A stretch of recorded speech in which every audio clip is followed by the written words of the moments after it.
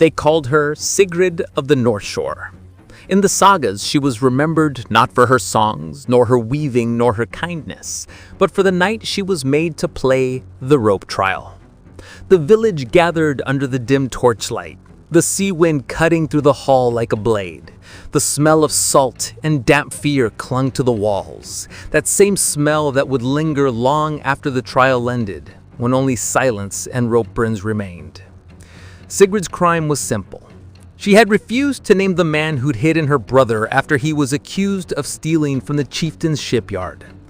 Loyalty turned into treason. Love turned into guilt. And so they tied her wrists with raw hemp cords, rough and wet, and called it a game. The rope trial. A spectacle born not from law, but from the hunger for obedience. They said the gods demanded proof, that truth could be pulled from the body, that pain could peel away deceit like bark from a tree. 2 poles, 2 walls, 2 clansmen pulling opposite ropes until the body told them what the tongue would not. But here's the paradox. The longer she endured, the more truthful she was deemed. Endurance equaled innocence. Collapse equaled guilt. And yet, in every outcome, the woman always lost. In this episode of Crimson Archive, we'll unearth the Viking ritual that tested not truth, but submission. We'll step into the hall where justice was a game, pain was a language, and every scream was taken as an oath. Stay with us, because what they called honor was something much darker, much colder than the sagas ever dared to admit. The rope creaked as they stretched it between the beams. The crowd murmured like a low tide. The smell of damp fear, thick and human, filled the air again. It was a scent of something primal, the scent of control. The trial master, an older man with eyes like whetstone, recited the old words, "The rope shall know her truth." And Sigrid stood there shivering, her braids tied into the coarse rope fibers. Her breath shook, but she refused to cry. To them, that defiance was proof she had something to hide. They called it a test of the gods. But look closer. It was a social mechanism, a ritual built to remind every woman in the hall what would happen if she withheld, if she disobeyed, if she remembered her own mind. Because in the Viking world, where loyalty to clan outweighed the sanctity of life, women like Sigrid became symbols, warnings carved into flesh instead of stone. Every creak of the rope, every drop of blood at her wrists whispered the same lesson. Do not resist. The cruelty was never random. It was procedural, calculated. Even the architecture of the hall reflected it. Narrow beams, close walls, designed so the sound of struggle echoed and multiplied. The smell of damp fear mixed with smoke from the torches, seeping into the wood grain until even years later, the hall still reeked of judgment. Sigrid's eyes locked onto the crowd. Some looked away. Others stared, fascinated, their own silence becoming complicity. And somewhere behind that wall of faces, her daughter watched. This was the Viking paradox, a people of explorers and poets, yet capable of codifying cruelty as entertainment. They believed truth was a thing that could be proven through pain, that morality could be measured in endurance. But Sigrid's endurance did something else. It revealed not divine will, but human weakness. The chieftain's face hardened as she refused to fall. The crowd began to whisper. The old order trembled. Because if she survived too long, the story might shift. The victim might become the truth teller. The accused might become the mirror. And that's what the rope trial feared most. Not the breaking of flesh, but the survival of spirit. So as the rope tightened and the walls pulled farther apart, as the sound of the fibers shrieked under tension, that same smell, damp, human, and ancient, spread through the air once more. Not just a smell of fear, but of history repeating itself. Before we go further, remember to stay with us, to subscribe to Crimson Archive. Because tonight we're not just unearthing a forgotten game, we're confronting the oldest lie ever told. That cruelty was ever sacred, and that suffering ever told the truth. They called it the proving rope, but what it truly proved was obedience. The rope trial was not a single invention, but an evolution, a weaponized ritual that appeared in scattered Norse settlements from Iceland to Jutland. In theory, it tested honor. In practice, it tested endurance, extracting compliance under the guise of divine fairness. The same ritual logic that birthed witch-dunking centuries later had its roots here, in a dim longhouse, in the hiss of rope on wood, in the smell of damp fear rising like incense to the gods. The mechanism was simple and devastating. The accused, often a woman, stood in the center of a timber hall. 2 ropes were bounding to her, sometimes at the wrists, sometimes to her hair, her long braids twisted into living shackles. The ends were fastened to opposing posts or carried through pulleys, each held by 2 men of the clan. At the chieftain's command, the men pulled, slowly, deliberately, until her body formed a trembling arc. The rope did not snap. It sang, a sound between a creak and a scream. The audience waited for her to break before their belief did. And this was the essence of control. Every pull reinforced the structure of authority, the clan's supremacy over the individual, the man over the woman, the chiefs over all. To resist the pull was to resist the system itself. And so the act of survival was paradoxical. The longer she endured, the more she proved her innocence, yet the longer she endured, the greater the humiliation for those demanding her submission. The rope, they said, never lied, but it was the most dishonest instrument of all. What began as a crude oath ritual among warriors, pulling rope to test strength and loyalty, mutated when applied to women. What had once been sport became spectacle. The female body was recast as theater, pain made into proof. This wasn't justice, it was propaganda. Each trial was public, each verdict performative. The clan didn't seek truth, it sought demonstration. To watch a woman collapse under the strain was to reaffirm the myth that men ruled because the gods willed it. Her suffering was their reassurance that the order of things remained unbroken.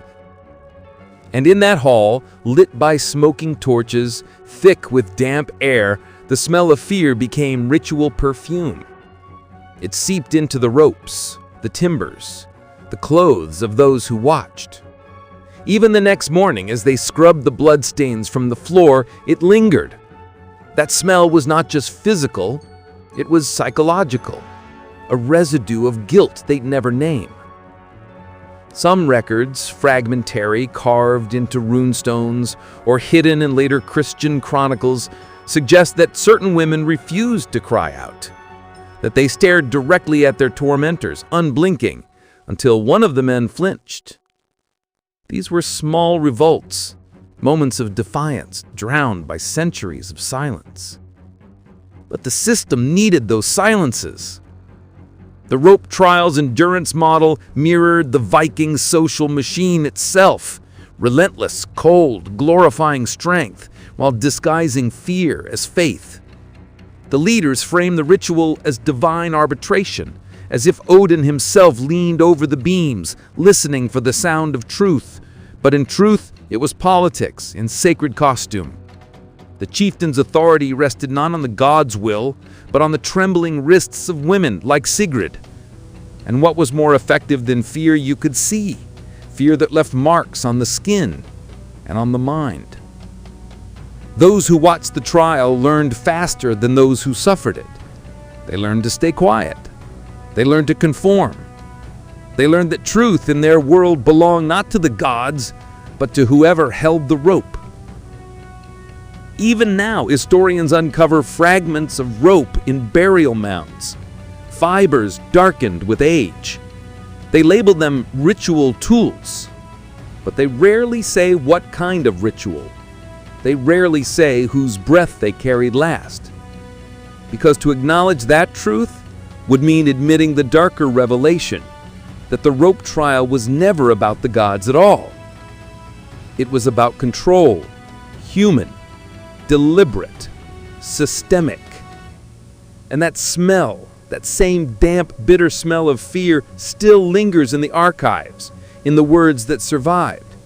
You can almost sense it rising off the parchment, whispering what the sagas chose to forget.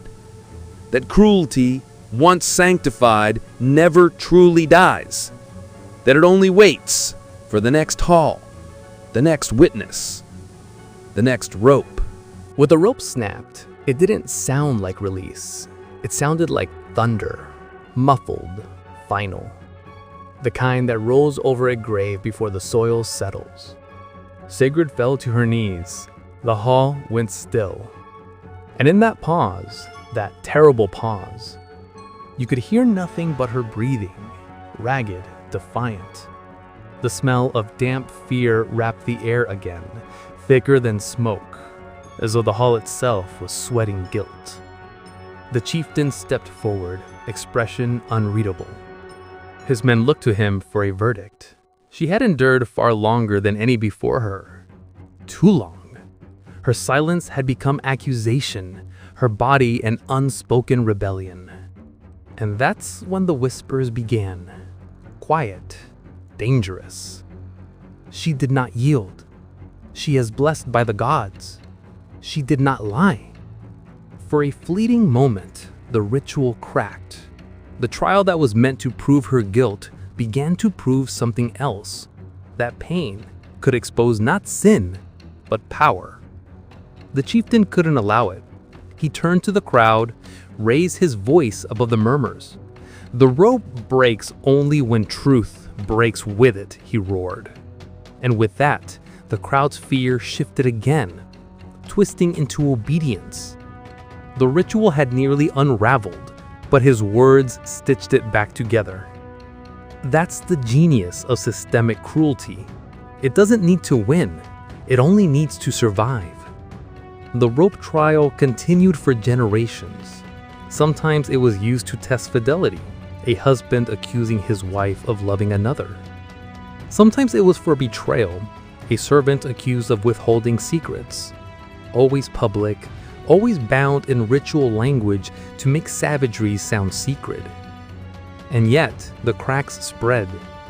A Christian monk writing in the 11th century recorded an account of a northern people who pulled truth from the hair of women. He called it barbaric, but what he missed was that the practice wasn't barbarism at all. It was bureaucracy, masked in faith. The cruelty was structured, standardized. It had rules, witnesses, hierarchies. The rope trial was not the collapse of civilization. It was civilization's tool.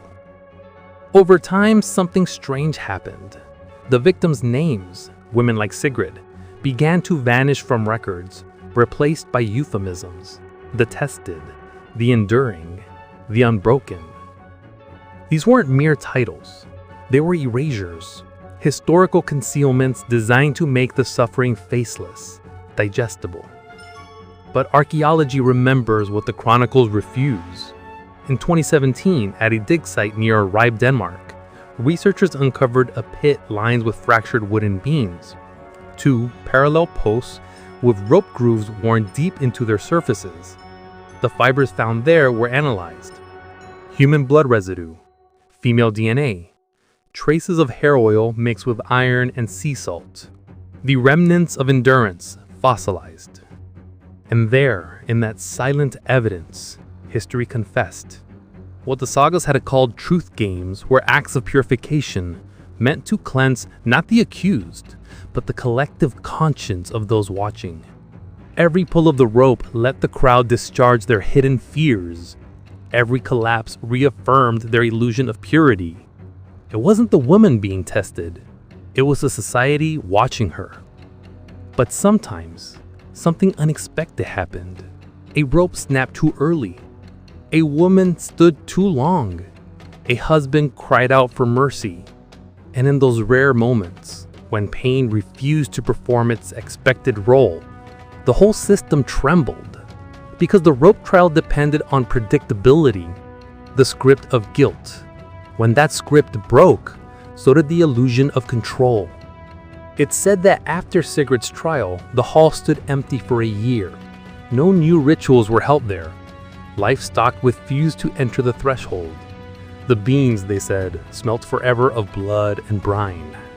The chieftain moved his seat to another village. The hall was left to rot. Some claimed they could still hear the ropes creak on cold nights, though the beams had long fallen. But maybe that sound, that remembered strain, wasn't the past echoing at all. Maybe it was something else. Maybe it was the rope reminding us that the line between justice and cruelty has always been this thin, this frayed, this ready to snap. And as that ancient hall decayed into earth, the smell of damp fear didn't fade. It simply moved from ritual to law, from rope to rhetoric, from one age to the next. Because systems don't die when their instruments break. They reinvent themselves. And the rope trial, that game that ripped women apart, has never truly ended. It's just changed its ropes. They say time buries cruelty, but cruelty doesn't decay. It adapts. The rope trial's ropes may have rotted, but its logic still breathes in quieter halls under brighter lights. The smell of damp fear lingers, not in timber, now in sterile rooms, in offices, in systems that still demand women prove their pain to be believed. Because what was the rope trial really if not the birth of an idea? That suffering itself could testify. That truth must be extracted, not spoken. That silence means guilt. Sigrid's hall has collapsed, yet her world endures. We've traded ropes for rhetoric, trials for hearings, but the choreography of control remains the same. A woman stands accused of betrayal, of disobedience, of being too much or not enough, and the crowd gathers to measure her endurance. Will she break? Will she cry? How much pain will it take before she's believed? We like to think we're past such barbarism, but look closer. Every system built on fear still smells faintly of the same damp rot. The rope trial was never just Viking, it was human. A reflection of the deep primal impulse to make pain a form of proof. In medieval Europe, women accused of witchcraft were bound and submerged, the water deciding their innocence. In 17th century Scandinavia, they called it the cold ordeal. In Victorian asylums, they called it hysteria testing. Today, it wears new names: interrogation, defamation, social judgment. But the structure hasn't changed. The rope is now invisible, woven into expectations, reputations, algorithms, but it still pulls. And the worst part, we still watch. Just like that crowd in the Longhouse, humanity gathers around each modern trial of pain, desperate for spectacle. The medium shifts, the square replaced by the screen, but the ritual remains the same. The crowd doesn't seek truth, it seeks affirmation. It wants to see the accused prove herself worthy of empathy. It wants to see endurance, not innocence. And that's the final cruelty, that we inherited the rope's logic without ever feeling the burn of its fibers. The smell of damp fear, the same one that clung to the Viking hall, now hides in subtler places, in whispered apologies, in the quiet resignation of those who know that truth, no matter how enduring, will not save them. And yet, there's something else in that smell too, something older: resistance. The faint trace of survival that refuses to vanish even when every rope has been pulled tight. Because Sigrid did not vanish. Her story survived. Not in sagas, not in stone, but in the pulse that carries every act of the Find since then. Each time someone refuses to collapse under the pull of expectation, the rope snaps again, quietly, invisibly, echoing her endurance through centuries. The rope trial wasn't just a test of pain, it was the blueprint of power. It showed how easily faith can be weaponized, how ritual can mask domination, how fear can be made sacred. And that's why we tell her story, not to relive the horror, but to recognize its echo. So tonight, when you think of the Vikings, don't imagine only the warriors, the sails, the songs. Imagine the silence between the screams, the moment when the woman stood unbroken while the ropes strained against her. That was the real battle, the one not sung, not carved, but felt. And if you listen closely, in the hum of the world around you, in the tension of systems that still pull, you might hear it. The faint sound of rope, the ancient rhythm of control, the whisper of endurance. It's still there, waiting, watching. But here's the truth they could never pull from her.